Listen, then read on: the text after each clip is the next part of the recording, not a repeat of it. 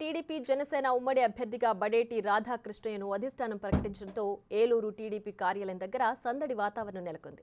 TDP Janasena పొత్తును విజయపథంలో తీసుకెళ్లి Eluru seat గెలిపిస్తా అన్నారు బడేటి చంటి.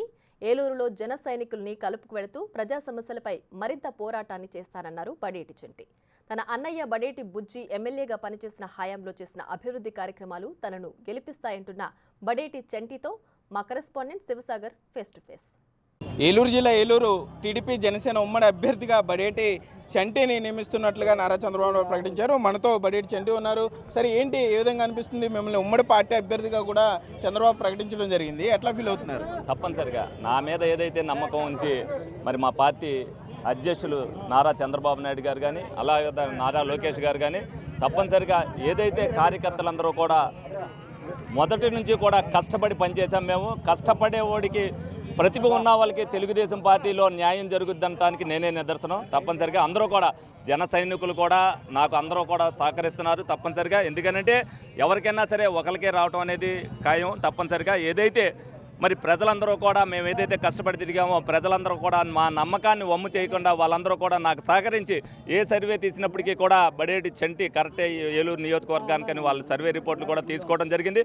అలాగే మా కుటుంబం మీద ఏదైతే మంచి విశ్వాసం ఉందో పవన్ కళ్యాణ్ గారు కూడా బుజ్జి గారు కూడా అంతకుముందు ప్రజారాజ్యం పార్టీ తరపున అలాగే ఏదైతే ఎస్వి రంగారావు మేనల్డ్గా ఏ విధమైన కార్యక్రమాలు చేస్తున్నారని పవన్ కళ్యాణ్ గారు కూడా చూడటం జరిగింది. తప్పనిసరిగా ఏలూరు నియోజకవర్గంలో అత్యధిక మెజారిటీ బడేటి కుటుంబం నుంచి బడేటి చంటి గెలుస్తాడనేది వాళ్ళు విశ్వసించారు కాబట్టి వాళ్ళు నాకు ఈ సీటు ప్రకటించడం జరిగింది. తప్పనిసరిగా వాళ్ళ నమ్మకాన్ని వమ్ము చేయకుండా మా కార్యకర్తలు ఏదైతే నిరంతరం పాటుపడుతున్నారో రేపు భవిష్యత్తులో కూడా అత్యధిక మెజార్టీతో మా పార్టీకి అంకితభావంతో పనిచేసి వాళ్ళకే ఒక కానుకగా ఏలూరు నియోజకవర్గానికి ఇవ్వాలని మేమందరం కూడా కృతనిశ్చయితం ఉన్నాం. అదేవిధంగా మేము సీటు ఎప్పుడు అనౌన్స్ చేసినప్పటికీ కూడా ఎప్పుడు కూడా నిరంతరం కార్యక్రమాల్లోనే ఉంటున్నాం. ప్రజల విశ్వాసాన్ని చూరుకుంటున్నాం. తప్పనిసరిగా ప్రజల తరపున పోరాటం చేస్తున్నాం. ప్రజల తరపున గలం వినిపిస్తున్నాం. తప్పనిసరిగా అదేవిధంగా కార్యక్రమాన్ని నిర్విఘ్నంగా తీసుకెళ్తాం. ఏలూరు చిరస్థాయిగా ఉండేటట్టుగా మెజార్టీని మటుకు తీసుకెళ్తామని చెప్పి ఈ సందర్భంగా మేము జనసేన కార్యకర్తలు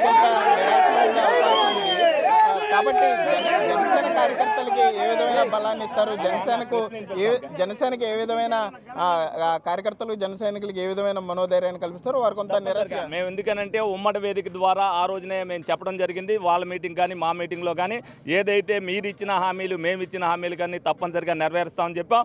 అలాగే ఎవరైతే జన సైనికులు కూడా వాళ్ళు కష్టపడ్డారో ఏదైతే ఈ ప్రభుత్వ వ్యతిరేకత పట్ల ఆ జన సైనికులు కూడా ఏదైతే వాళ్ళు ప్రజలకు హామీలు ఇచ్చారో కూడా అవి నెరవేరుస్తామని చెప్పాం.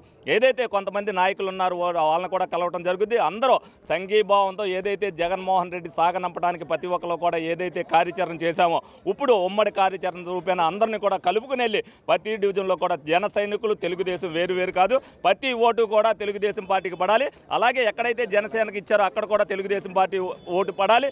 ఏ ఓటు మిస్ అవ్వకోకుండా మేమైతే అందరినీ తెలుగుదేశం పార్టీ వాళ్ళందరినీ ఏకతాటి మీదకి ఏ విధంగా తీసుకొచ్చామో జన సైనికులను కూడా తెలుగుదేశం పార్టీతో అదే విధంగా ప్రయాణం చేయడానికి నా శక్తి వంచన లేకుండా పనిచేస్తానని సందర్భంగా తెలియజేయడం జరుగుతుంది. అయితే మొత్తం మీద చూసుకుంటే ఇక్కడ ఏలూరులో టీడీపీ కార్యాలయం వద్ద సంబరాలు చేసుకుంటున్నారని చెప్పుకోవచ్చు. మరోపక్క జనసేన నాయకులని జనసేన కార్యకర్తలను కూడా కలుపుకు వెళ్తాము. రాబోయే ఎన్నికల్లో తప్పనిసరిగా టీడీపీ జనసేన పొత్తులో భాగంగా ఏలూరులో బడేటి చంటి తప్పనిసరిగా నేను గెలుస్తాను, బడేటి కుటుంబం కానీ ఎస్వి రంగారావు మేనల్లుగా ఇవన్నీ తన కొలిసొచ్చే అంశాలుగా కూడా బడేటి చంటి చెప్పే పరిస్థితులు అయితే ఇక్కడ ఉన్నాయి. కెమెరామెన్ భాగ్యరాజ్తో సాగర్, బిగ్ టీవీ, ఏలూరు నుండి.